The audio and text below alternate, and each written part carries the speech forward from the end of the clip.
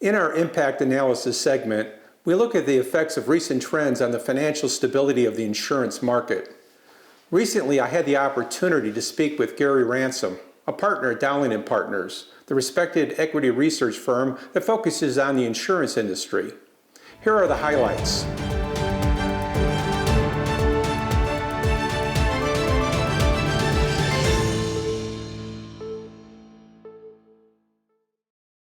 Gary, welcome to the virtual main event. Thank you. Happy to be here.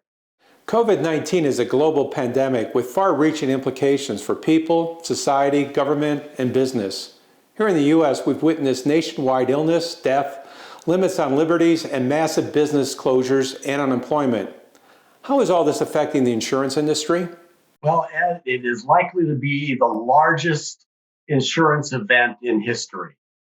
We are thinking in terms of a number like 40 to 80 billion. I know that's a wide range of losses that could come through in a number of lines, in a number of areas across the globe. And that doesn't include the asset losses that might also be occurring. That might make it as much as $100 billion event.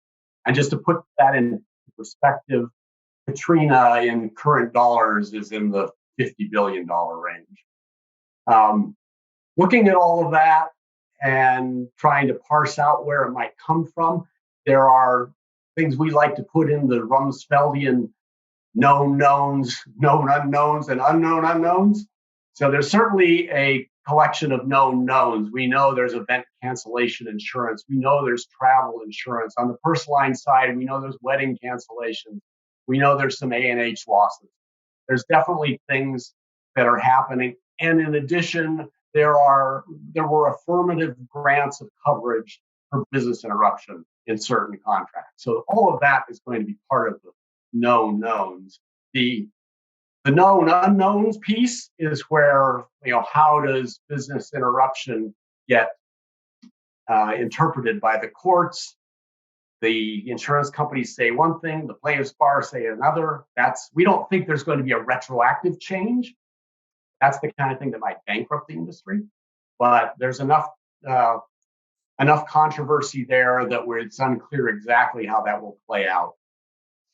Workers' compensation is another unknown or known unknown in the sense that the regulators are deeming certain workers to be covered under workers' comp. So that could push more into the workers' comp system. It would be a cost transfer in a sense from health insurance over into workers' comp. And then there's also all the liability claims, all the directors and officers suits. There's a whole host of things where this could come through. And that doesn't mention any of the things that might come out of left field that are the unknown unknowns. Are there any lines of business or sectors that will be more affected by COVID-19? I think right now, the one I'm most uncertain about is workers' compensation. This whole idea of deeming to be covered under workers' comp, that's something that I think is an unknown, both in terms of how many people might be involved, because right now maybe it's just the medical workers and it's all essential workers. What if it's just everybody? We don't know. Different states might do different things, and then knowing what that means in medical costs, kind of translating it into what are the actual costs. Because I don't think it's that big of an indemnity piece. It probably has some indemnity components to it, but you get better and you go back to work. And there's some medical expenses associated with it. And how broad spread that is unclear to me. So in California, they just did some work to analyze what it would cost and what it would cost if everyone was deemed to be covered under workers' comp that had COVID-19. And then the cost was enormous, and it would have been a real challenge. And of course, it would have not only hit the private companies, it would have hit the state fund as well. So it's not clear in every case that everyone has an interest in spreading it too far. So on business interruption, there's obviously this big unknown about how the courts will settle that. There's legislatures trying to retroactively cover it. The retroactive coverage is just far too disruptive, and it's just something that we don't think will happen. because it just would get tied up in the courts, and litigation like that wouldn't really be helpful to anybody. But the wordings in the policy forms seem pretty tight. The exclusions are pretty solid, so I believe it when the companies are saying where they have those exclusions, they're not covering business interruption. And even where it doesn't appear, it's not clear that the granting coverage policy, part of the policy, actually gives them coverage. So, I'm not that worried about it being a major issue, but it certainly is still a question mark. When we look down the road, what are the implications for our industry? Is there a bright side? There is a bright side. The bright side is in all the auto insurance businesses, both personal and commercial, with the miles driven down significantly across the country. I mean, we're looking at something in the range of 50% declines in miles driven, and in some areas a lot more. There's some data that counts police reported accidents. Those are down in some states by more than 60%. We have a couple of companies that reported first quarter. It's hard to glean exactly what's been going on in terms of the last couple of weeks of March, but it looks like frequency itself could be down 35 to 50%. And of course, that's what triggered all these personal auto givebacks that everyone was doing voluntarily at first and now is basically being required to by some of the regulators. That piece of it is good. That might be the only two lines, the commercial auto and personal line auto are the only two lines where it's going to be a better result. But we do wonder about other changes that might be permanent as you look out the other side of this. We might all work from home a little bit more. Maybe we decide that that's okay. Maybe there's a lot less traveling that needs to happen. There are a lot of things like that might be more of a permanent change than we think. And I guess I just put that in sort of the unknown category. We're not exactly sure what it looks like at the other side. Before COVID-19, insurers were still dealing with issues affecting financial strength and addressing poor underwriting trends with rate increases. I imagine they haven't gone away. No, that has not gone away at all. But it may be on pause for a little while. We certainly have been talking at length for the past year about social inflation and what's been going on in the courts, the more aggressive representation by attorneys, the litigation finance that has put more funding behind that litigation. There's a whole host of things that have happened to push claims higher. And then every time there's a bad verdict, there's also a spread of increased demands from all the other similar cases.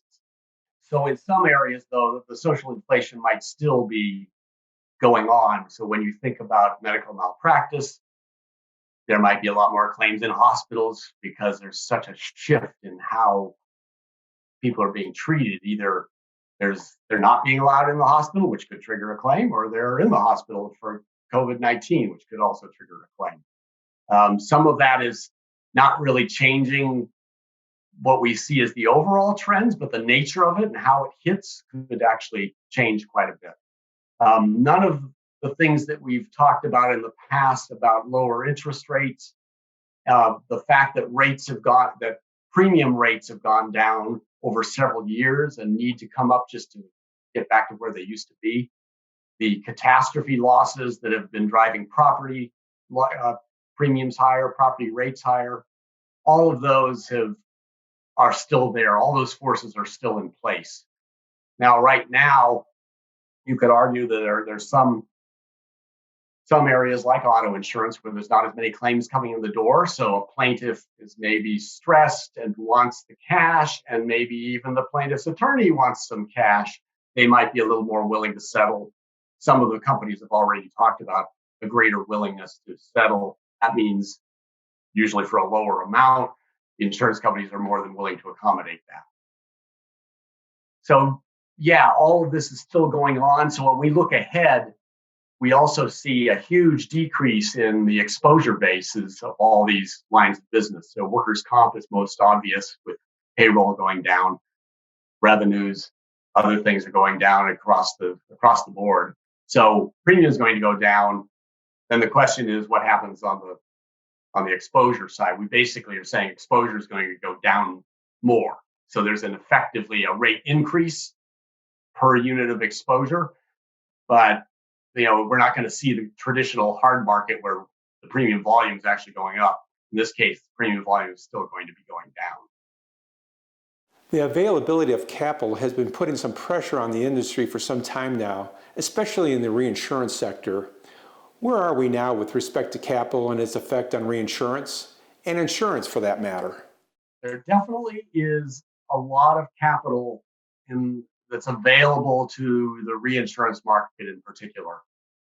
When you look at all the pension funds, all looking for ways to diversify, several years ago, maybe around 2012, which is a time we call the tipping point when reinsurance rates started to go down and all this pension money started to come in the form of various insurance-linked securities or cat bonds, and all of that started to push the rates down. They could put 1% of their pension assets into the reinsurance industry and probably double the capital. The numbers are just huge in the pension funds, but they look at the catastrophe risk kind of like a bond because you get a reasonable return and every once in a while you lose all your money. That's kind of what happens in a bond. And so they look at it as diversifying, and it was working. It kept building up over time, and they started to be happy with much lower returns. So a reinsurance company on its own balance sheet kept wanting to be, we want 12 or 15% returns, and these guys were happy with 6 or 7 or 8. And it also depends on where you are in a reinsurance tower, but they generally were playing high up where the rates were lower. Maybe they're only earning 5% or something on their bond, but it was a fairly remote chance of losing your money. Now we had 17 and 18 and all the hurricanes and losses, and every year they learn a little bit more. So the models that they use for modeling these, the pricing of these, learn something every year. So recently we've learned a little bit more about wildfires, for example, and then we learned a little bit more about Japanese typhoons. And all of that has worked its way into an expansion, in a way, of what this capital is willing to do. So NAFILA has actually tried to kind of cut out the middleman, being the insurance company in this, and try to bring their capital directly to a fronting company that writes property insurance, and they can kind of just truncate the value chain and just bring the access to the business at one end and the capital at the other. That's something that is probably going to happen more. You had examples where someone has brought in alternative capital for non-standard auto. There's definitely been expansion away from wind and into earthquake. So the purposes for which this is being used keeps spreading. All of that said, the amount committed in 2019 looks like it was a little less than 2018, partly because of all the catastrophes, but it didn't disappear. It's still there. It's here. It's here for the long haul. And I think one of the main things we have to think about as insurance companies is that it will, in fact, start to draw down returns. It will be a pressure on overall returns over time. Gary, can you talk a little bit about the impact of that capital on the cost of capital and the delivery of insurance? I mean, should insurers be concerned, or do you think it's been accommodated in the way that capital has been used? Yeah, the history of the insurance industry, when you look at it as out of AM Best and look at the averages, it doesn't look like that great of a business. It's kind of a lousy business. It doesn't really earn good returns. And I think we've done some work where if you look back over the last 40 years, and this would be using the statutory data, but the returns only got over 10% in 3 years. And most of the time, it's well below anything you might have required I mean, everyone said they wanted 15% 25 years ago, and that kind of gave into having 12% 15 years ago. And today it feels like if you can earn 8 or 9, that's pretty good, especially with lower interest rates. Those changes have just been it's just been tougher, not just because of the excess capital, but just because leverage in the industry is down. So the rating agencies seem to have required more capital for the kind of rating. So everyone's less leveraged on a premium to surplus basis. They have the lower investment income, as I mentioned. So you add all that up, and you have to have a better combined ratio. You have to have some underwriting income. And in a way, that's the hardest part. That's what insurance companies do. You need to be better than everyone else. You can't just be at the averages. You need to do better and beat those averages. And that is something that a number of companies have been able to do over time. So one of the things we like to do in looking at the success of companies is their growth in book value over the long haul. So if you look at growth in book value over the last 30 years, say, it's very well correlated with someone's stock price. And if you do that correlation, you find that Progressive is out there at the end, and RLI and some others that have been around for a long time and done well every year after year. All of that is what you need to be. You need to get your act together in a sense and have a competitive advantage to do better than everyone else. So all of those, when you think about the capital stresses and everything, it really comes down to underwriting and being a better underwriter. And that's how you succeed in this business. And the capital will eventually, if you're a good underwriter, the capital will take care of itself. Gary, we are an industry built on data. We collect it, model it, analyze it. Of course, technology has been a driver in data management, and more recently in our ability to service customers. Where are we as an industry in harnessing emerging technologies? So technology has certainly moved very quickly in the last few years for insurance, and everyone's given it a name, InsurTech. There's been a whole host of InsurTech investments, and even the insurance companies themselves have been investing in these to get an inside look at what's going on.